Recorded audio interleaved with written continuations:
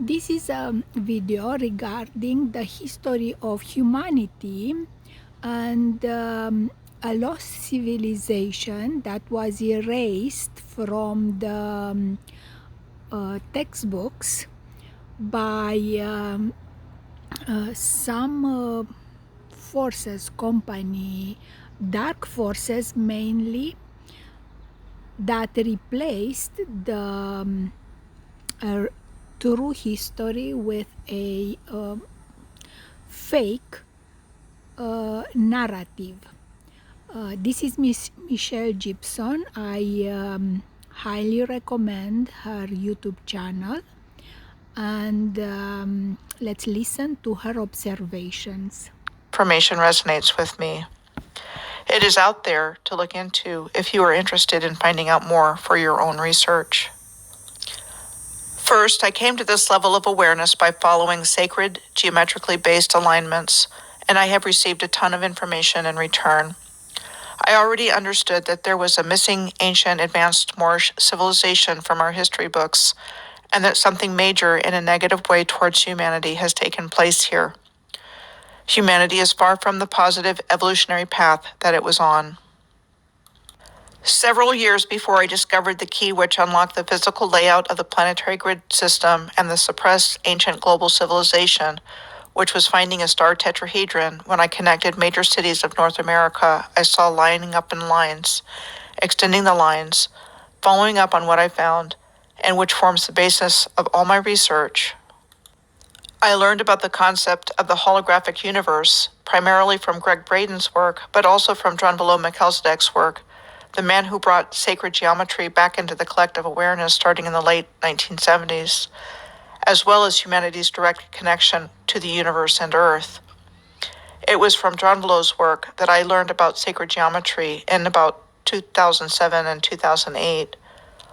Our energy bodies contain heart and brain toroidal fields, of which the heart is by far the stronger of the two, and which are shaped like a torus, like that of the earth and the universe. We are intrinsically connected with all that is in existence. For the purposes of this video, I will leave it at this level, yet the reality of who we really are goes so much deeper than that. The torus is a core-level sacred geometry form and a process by which all energy, when correctly aligned, is perpetually cycling up and down and around without stopping between spirit and matter. I came to this level of awareness in the process of discovering how sacred geometry relates to Earth's ley lines and ancient advanced civilization. My interest is in bringing back the grid lines and knowledge about the ancient advanced civilization to the collective awareness. I did not start out from a flat Earth perspective. As such, proving or disproving whether the Earth is flat is not the focus of my research. However, I have been comfortable with the concept of the Earth as a torus, which can be pictured as a sphere, or as a plane. More on this shortly. In the research for my last video, I found what I would consider the first hard evidence for me that supports flat Earth. The depiction of ley lines on land and sea were present on the flat projections of the Catalan Atlas of the Majorcan Cartographic School, said to have been made by a cartographer named Abraham Crescas in 1375.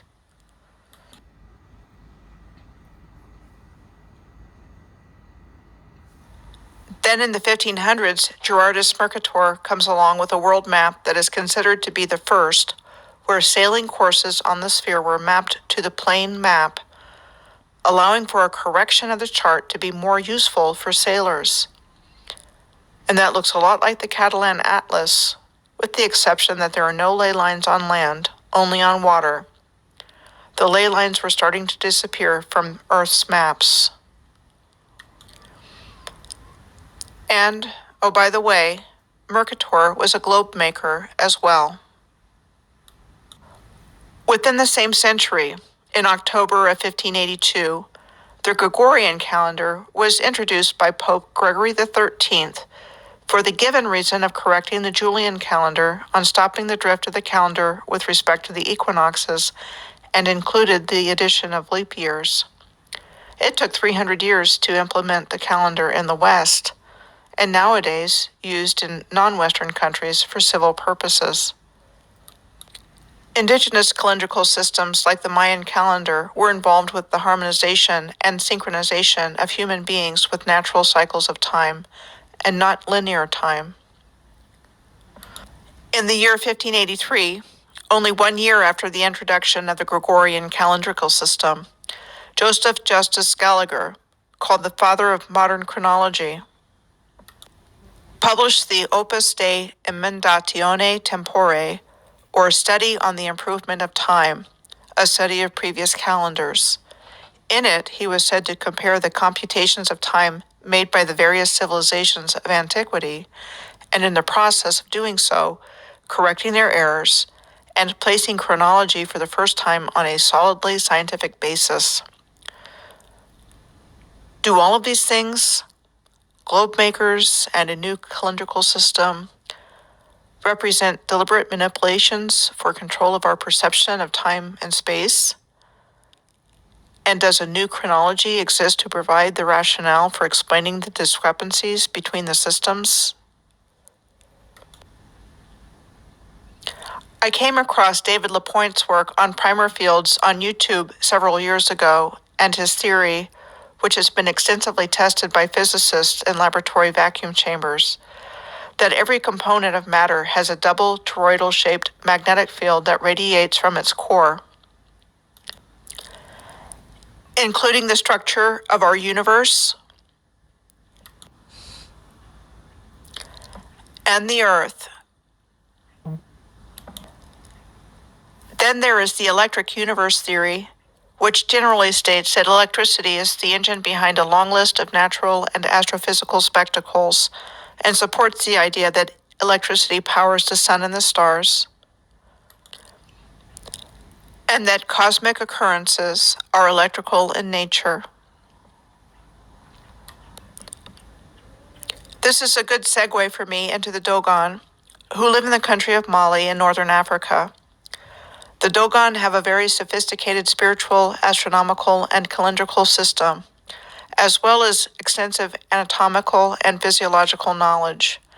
They also have a systematic pharmacopoeia, which means directions for compound medications. Perhaps they are best known for the accurate knowledge they possess about the Sirius star system. Yet it is mainly an agricultural society. They say they were visited in the distant past by amphibious beings from Sirius called the Namo, who were their teachers. Who is to say they weren't?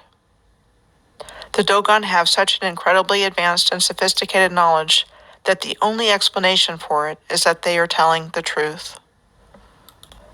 The Dogon perform elaborate ceremonies with masks, headdresses, and dance.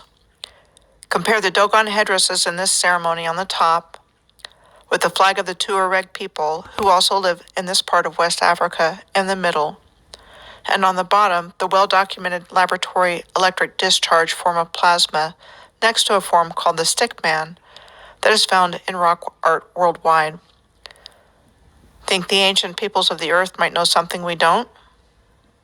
Like maybe a deep understanding of the nature of the universe, and not just the recording of cosmic events in real time as they occurred? One more thing before leaving Dogon country. I have made the comparison of the similarity between Bandiagara escarpment in Mali on the top, where the Dogon live today, and Mesa Verde in Colorado on the bottom in past videos. Not only because of this similarity between these two places on different continents, but in many other places I have encountered as well. I wonder if there were much closer physical connections between continents. For one thing, this is what the world looked like when it was called Pangea on the left, before whatever caused continental drift depicted on the right. There's certainly submerged ruins found around the world, like Dwarka in the Gulf of Cambay off the west coast of India, north of present-day Mumbai.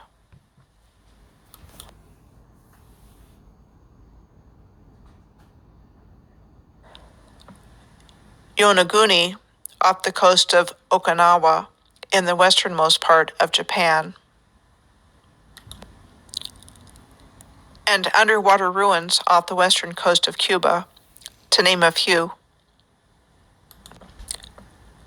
Could the landmass known as Pangea have been intact until much more recently than over 200 million years ago, as an explanation for the occurrence of the same and interconnected infrastructure worldwide, from ancient to modern, than what we can imagine now with vast oceans between continents? Just a thought. This I definitely do not know.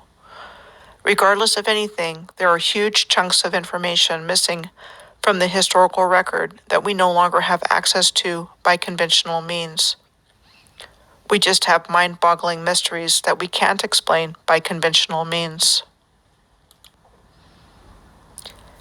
In the next video, I will. So this was the presentation. I hope you enjoy it, and just go to her website and to her YouTube channel that is of extreme well documented quality, and and make your own mind regarding the subject.